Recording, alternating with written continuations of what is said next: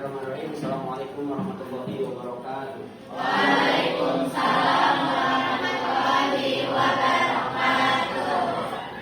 Kayaknya masih sama belum? Belum. Sama berarti sama. Tapi tetap harus semangat ya. Kali lagi kan. Jawab salamnya harus semangat. Kali lagi. Assalamualaikum warahmatullahi wabarakatuh.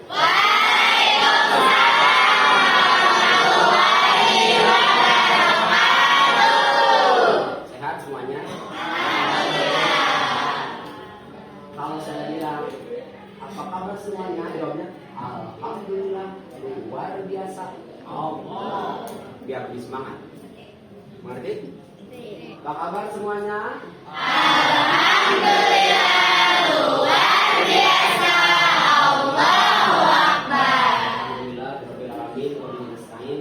Wa ala muridina wa din, wassalatu wassalamu ala sayyidina Muhammadin wa ala alihi wa sahbihi ajma'in, amma ba'du. Rabbi shrah li sadri wa yassir li amri wa hlul 'uqdatam min lisani yafqahu qawli. Sebelumnya, perkenalkan, nama saya Sofyan Sauri. Kalian bisa panggil saya Kang Sofyan, boleh? Atau Kak Sofyan, atau A Sofyan, boleh, terserah. Jadi nama saya Sofyan Sauri. Asal saya, tempat tinggal di Pacing. Sini ada orang Pacing? Ada yang tahu Pacing? Pacing mana? Oh, itu kalian Jeruk ya? Dekat SMP 2. Semester 5. Nah, kebetulan semester 5 ini ada satu mata kuliah yang namanya mikroteaching. Nah, dari tugas mata kuliah mikroteaching tersebut ada tugas yang memang harus terjun di sekolah untuk mengajar. Dan alhamdulillah, dikarenakan saya asalnya dari Jatisari, jadi saya mengambil MTS R2 Karawang. Alhamdulillah saya bisa bersilaturahmi dengan para guru di sini dan juga dengan kalian ini dari kelas 9B. Kelas 9B. Nah, seperti itu. Ada yang ingin ditanyakan terkait saya ataupun kampus ataupun bebas? Kampusnya di Purwakarta, di Maracang.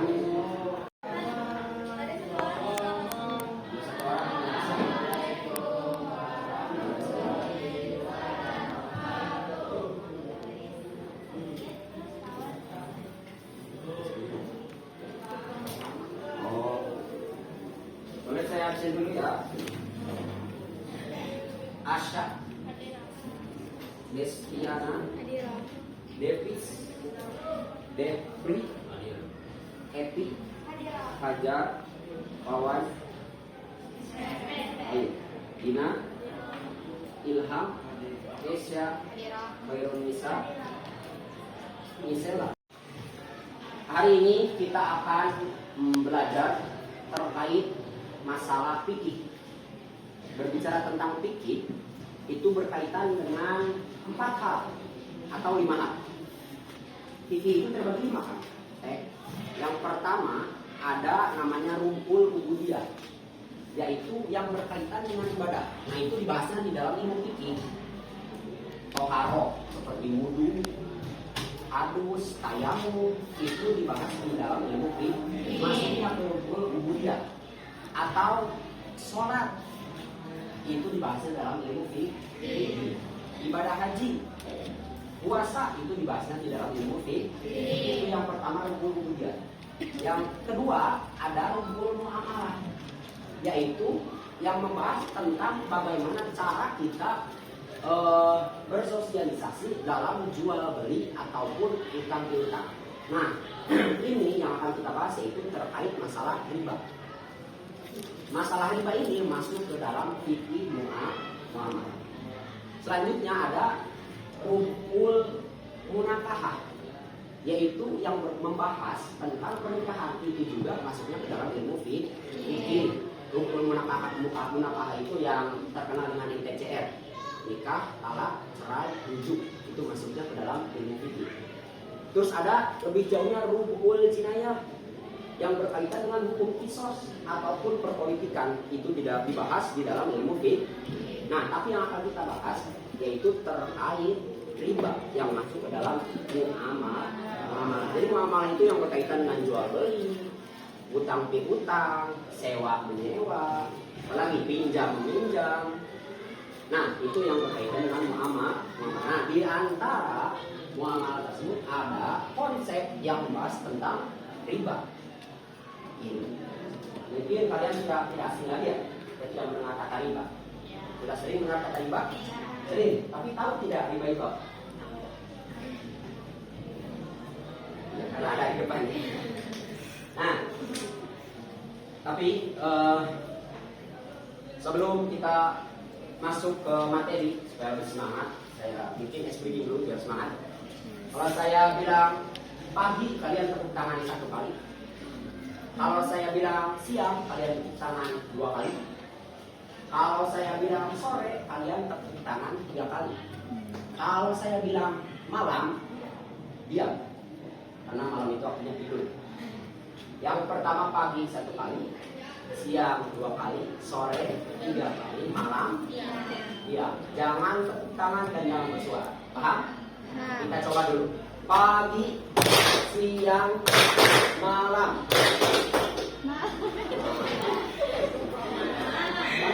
Malam jangan tepuk. Coba sambil fokus. Dengarkan kata-kata saya. Pagi, siang, sore, malam. Masih ada 1 orang yang lupa fokus. Kita ulang. Pagi. Pokoknya pelan. Kedengaran salah. Pagi, siang, sore, pagi, malam. Bagus. Sekali lagi pagi, sore, siang, malam. Wah, bagus semuanya. Bagus. Kita sama-sama belajar. Di sini saya tidak niat menggurui, tapi kita sama-sama belajar. Jadi kita sharing-sharing aja. Jadi jika ada pemahaman ataupun penjelasan yang kurang tepat, nanti bisa diluruskan bersama-sama. Ya. Fokus semuanya, lihat ke depan dan buka pikiran. Jangan memikirkan apapun. Biasanya kadang-kadang mungkin dulu manis ini lihat ke depan, tapi pikirannya di mana? Itu yakin tidak akan masuk. Duduk di sini, tapi pikirannya lagi di gacoan, misalkan perempuan itu, jadi susah nanti masuk. Kalau laki-laki pikirannya di sini, badannya di sini, tapi pikirannya sedang main-main, jadi susah nanti masuk. Bisa fokus ke depan semuanya ya. Kita akan membahas tentang riba. Nah, apa sih itu riba? Di sini jelaskan, pastinya ada penjelasan secara etimologi maupun terminologi. Secara etimologi itu artinya secara bahasa. Secara etimologi itu artinya secara bahasa ataupun secara harfiah. Nah, riba secara harfiah itu artinya tambahan ataupun suatu kelebihan. Nah, tapi secara etimologi itu tidak bisa dijadikan landasan. Yang bisa dijadikan landasan itu secara terminologi. Secara terminologi, riba itu artinya tambahan atau kelebihan yang disyaratkan dalam akad antara dua pihak yang berakad yang tidak diketahui standar persamaannya menurut syar'i atau penundaan penyerahan barang yang ditukar atau salah satu dari kedua hal tersebut. Jadi pada intinya riba itu adalah suatu tambahan ataupun kelebihan yang tidak diketahui asal usulnya, yang tidak diketahui di dalam standar syariat Islam. Seperti itu. Misalkan dalam hutang piutang, saya butuh uang 1 juta, pinjam pinjam ke Depri 1 juta. Nah, tapi oleh si Depri ini saya itu harus bayar 1.100.000. Nah, 100.000 itu namanya riba karena lebih dari itu. Saya minjam 1 juta tapi dibayar 1.100.000. Itu namanya riba. Itu hanya contoh saja. Nanti kita bahas lebih luas karena riba itu ada beberapa macam. Lalu apa sih landasan hukum dari riba tersebut? Nah, sebenarnya riba itu ada atau tidak? di dalam Islam. Kita lihat selanjutnya. Penjelasan di dalam Al-Quran surat Al-Imran ayat 130. Boleh satu orang mungkin bacaan? Siapa? Benar apa? Ini. Oh, ya. Boleh dari Taud, bismillah. Nanti diikuti bareng-bareng. Kelihatan? Enggak? Mau lihat ya? Oh, boleh nggak Pak? أعوذ بالله من الشيطان الرجيم بسم الله الرحمن الرحيم يا أيها الذين آمنوا لا تأكلوا الربا أضعافا مضاعفة واتقوا الله لعلكم تفلحون صدق الله. أعوذ بالله من الشيطان الرجيم بسم الله الرحمن الرحيم يا أيها الذين آمنوا لا تأكلوا الربا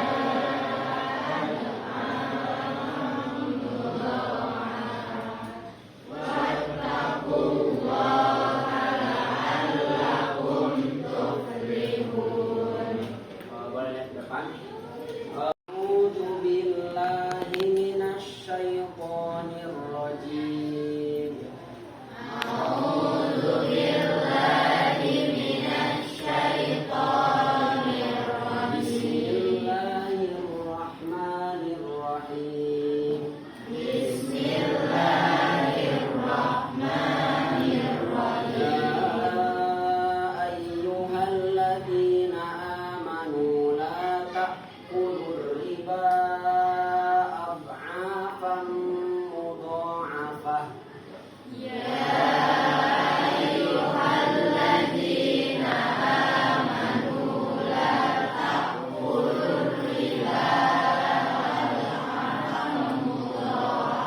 Wattaqullaha la'allakum tuflihun.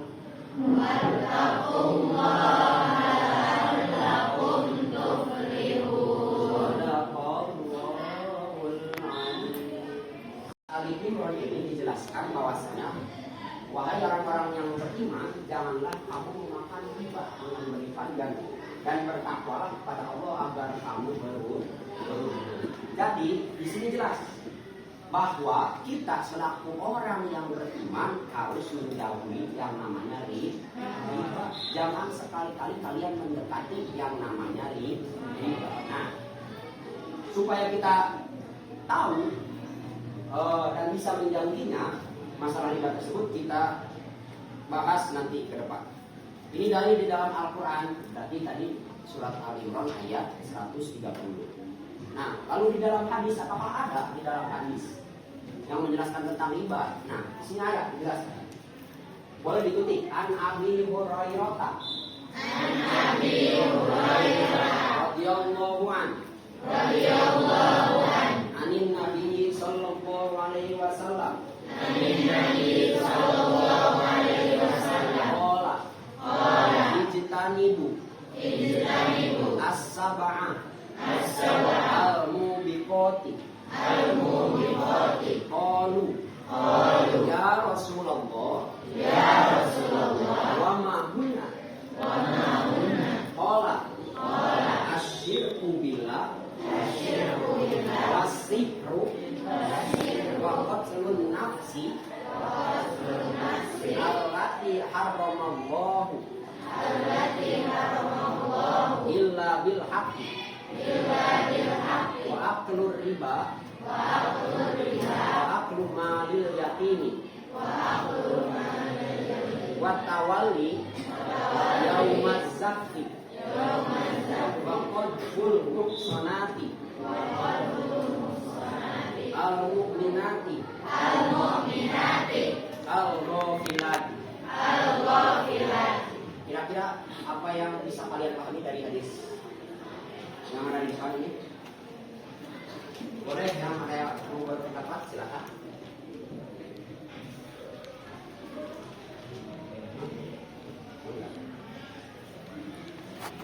Kita baca bareng-bareng, lihat ke depan artinya.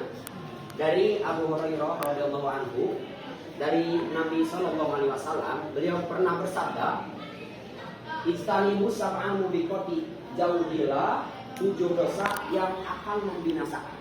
Jadi kata Nabi, ada 7 dosa yang memang akan membinasakan, yang akan langsung diazab oleh Allah Subhanahu wa Ta'ala. Lalu qalu ya Rasulullah, para sahabat bertanya, apa sih 7 dosa yang akan membinasakan tersebut? Lalu Rasulullah SAW menjawab, pola yang pertama asyirku billah. Yang pertama dosa yang sangat besar dan akan diancam oleh Allah Subhanahu wa Ta'ala. Yang pertama adalah musyrik kepada Allah atau menyekutukan Allah. Nauzubillah min dzalik. Musyrik.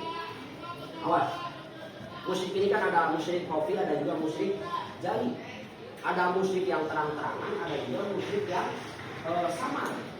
Walaupun perbuatannya tidak seperti musyrik, tapi kalau di dalam hatinya musyrik itu harus dijauhi oleh kita. Misalkan contoh, yang mungkin ini sudah menjadi adat ataupun kebiasaan. Kalian pernah sakit?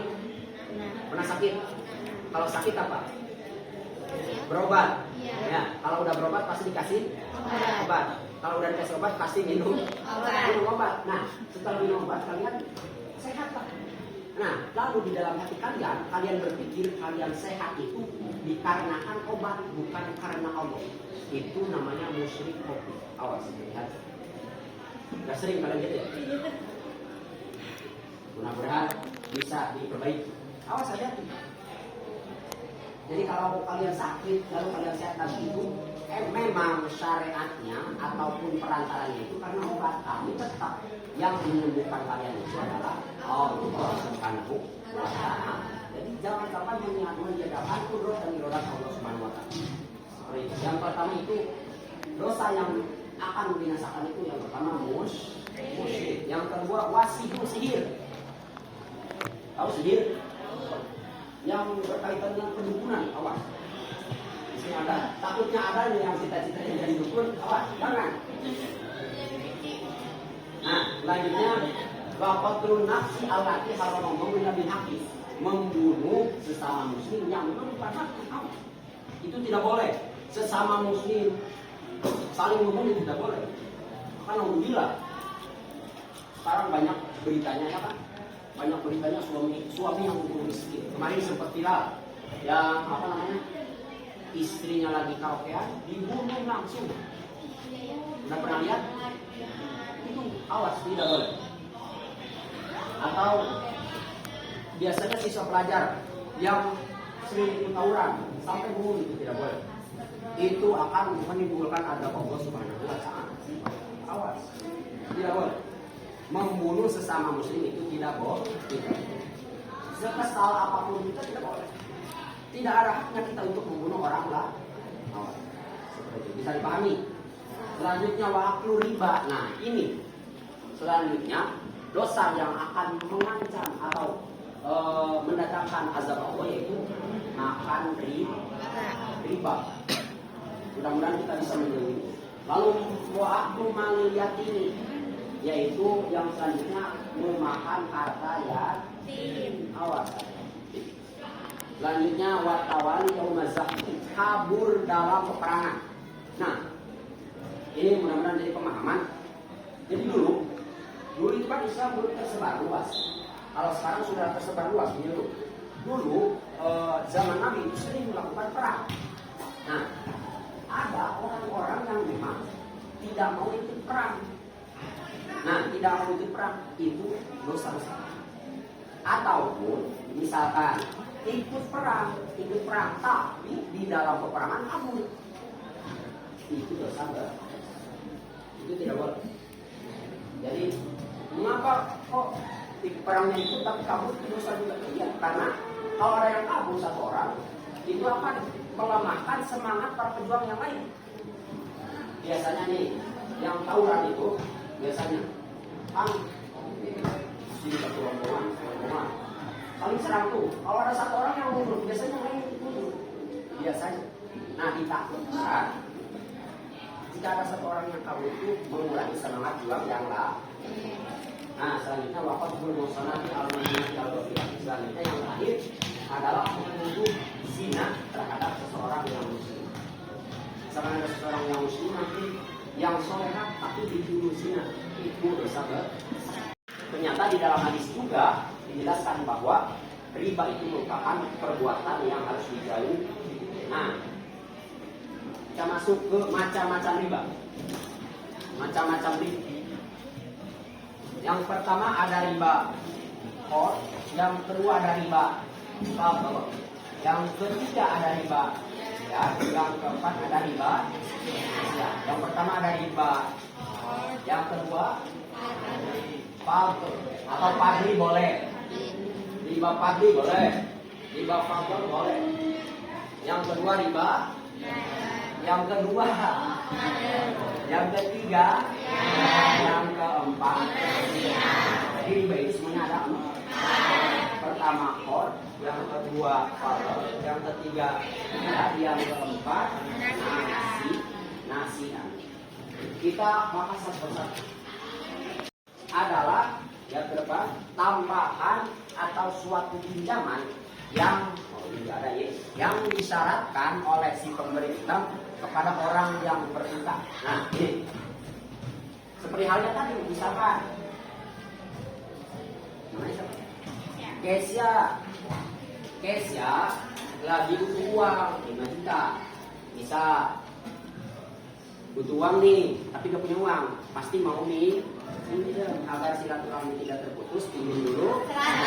Misalkan butuh uang 5 juta. Depri orang kaya nih, orang kaya hartanya berlimpah. Nah, kalau mau pinjam uang ke saya aja, kata Depri itu. Oh, sama Kesya tuh, ya boleh. Yang namanya butuh uang kan, pasti kalau ada orang yang mau meminjamkan itu luar biasa gimana, semangat ya bagi dia. Nah, tapi oleh Depri itu disyaratkan boleh mau minimnya berapa, 5 juta. Nah, boleh, tapi nanti bayarnya itu 5 juta 100 ribu. Nah, 100 ribunya itu namanya riba, karena suatu kelebihan. Walaupun misalkan ini minjemnya 5 juta, tapi dibayarnya itu 5 juta 1000. Misal kalau 5 juta gopek, tidak kok. Kalau pinjam 5 juta, berarti dibayar juga harus 5 juta.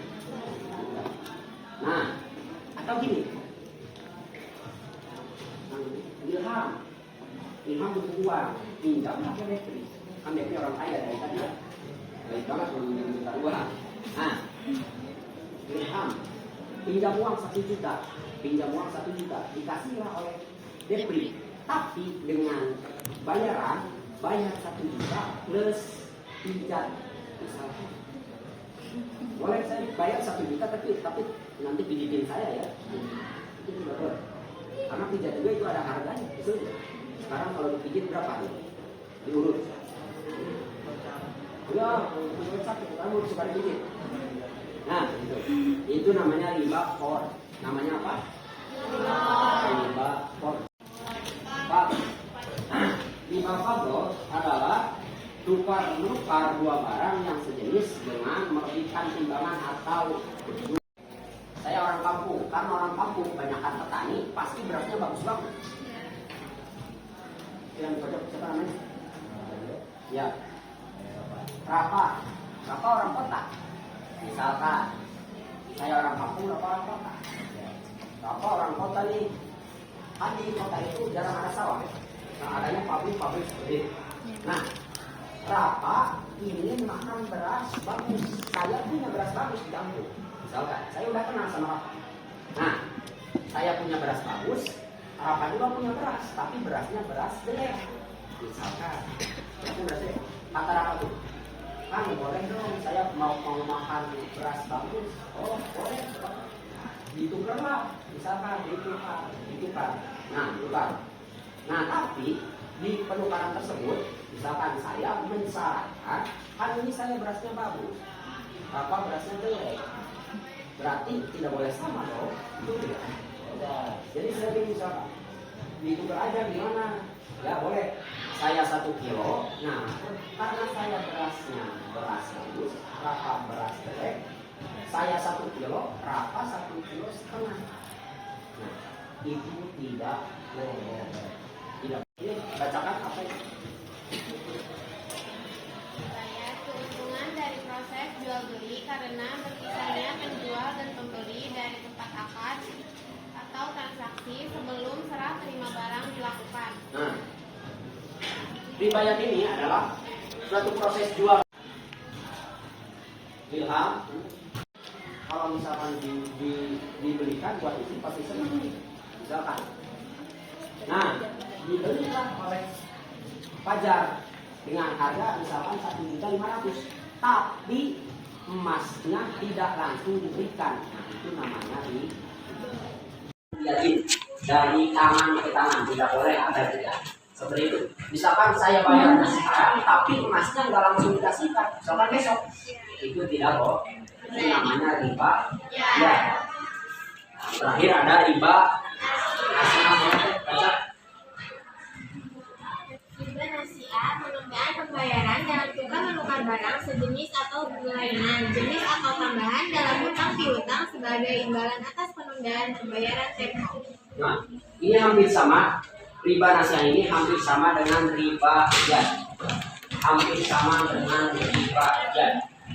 Yang berbeda kalau di dalam riba jad itu di dalam transaksi, di dalam serah terimanya.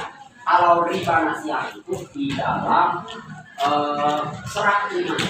Kalau riba jad itu di dalam serah terimanya. Kalau riba nasiah itu di dalam transaksinya. Misal, namanya siapa tadi namanya? Najwa mau beli emas. Datanglah ke toko emas. Misalnya mau beli emas yang harga 5 juta. Tapi uangnya tidak cukup. Dikasihlah uang dulu 4 juta kepada toko emas tersebut. Tapi emasnya langsung diberikan kepada Najwa, itu tidak boleh. Jadi kalau beli emas itu tidak boleh dicicil. Seperti itu. Jadi harus nyata, harus kontan. Nah, walaupun misalkan si penjual emas itu nggak apa-apa karena nggak percaya tetap itu namanya tidak boleh. Jadi di dalam masalah riba ini, teman-teman, tidak harus ada yang dirugikan. Walaupun 2 orang yang bertransaksi itu saling ridho, tetap tidak boleh. Karena masalah riba ini hukumnya turut kepada aturan sahih hadis. Bagaimana, sudah pusing? Belum pusing. Jadi riba itu terbagi berapa tadi? Sama.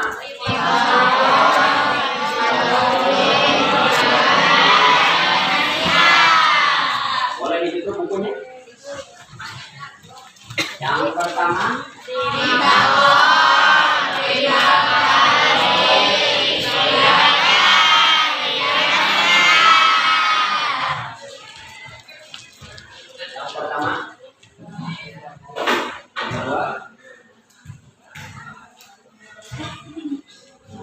yang ketiga, riba.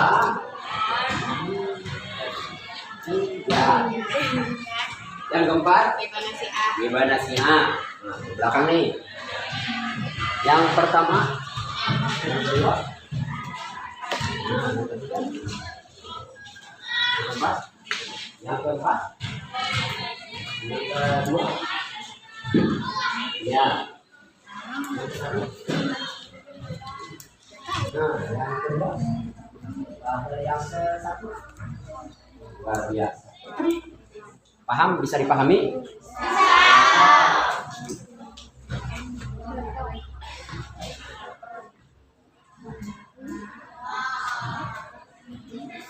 Nah, masih melanjutkan terkait bahas bahayanya riba. Di sini ada salah satu hadis Nabi yang berbunyi, "Idza dhahara zina wa riba bi qaryatin faqad ahallu yang muslim ada bau." Boleh dibaca satu orang yang di Dari perempuan sekarang.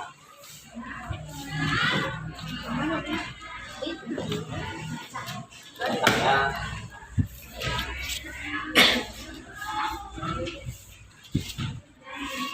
Rika. Boleh Rika? Bais enggak.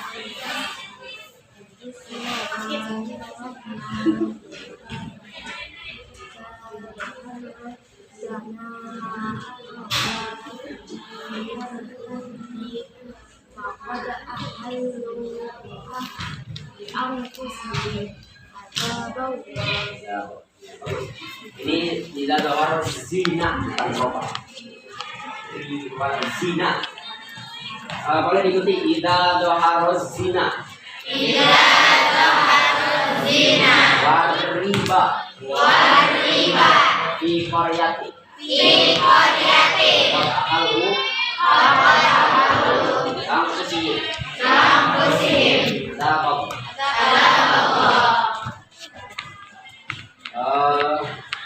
Ini kembarannya sedikit. Ya baca artinya. Apabila telah para perkiraan dan riba suatu rutin, maka sungguh mereka akan mengalahkan diri mereka untuk diajak oleh Apabila telah marak suatu perzinaan ataupun dunia ribawi di suatu negeri atau di suatu kampung, maka mereka telah menghalalkan diri mereka untuk diadab oleh Allah Subhanahu wa Ta'ala. Alhamdulillah ini mudah-mudahan kita semua dijauhkan dari perkara riba. Sampai sini ada yang tanyakan?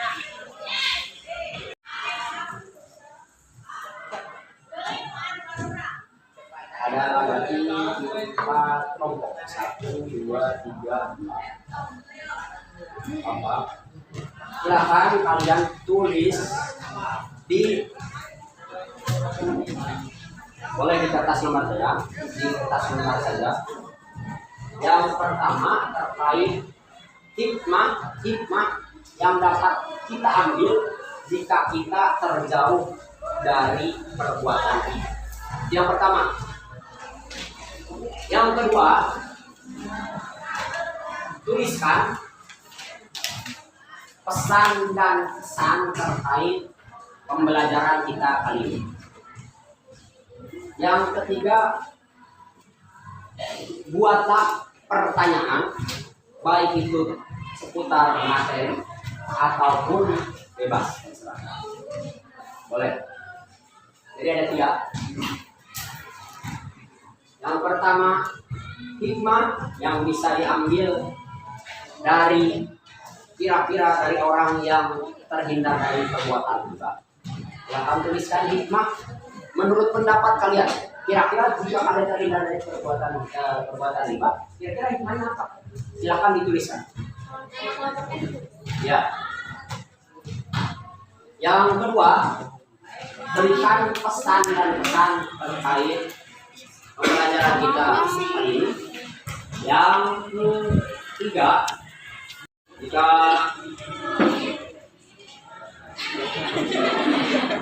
untuk perjumpaan kita kali ini ada satu kata-kata yang bisa jadi pegangan untuk kalian. Apa? Jika kalian pura-pura sakit untuk tidak sekolah, ingatlah orang tua kalian pura-pura sehat agar kalian bisa sekolah.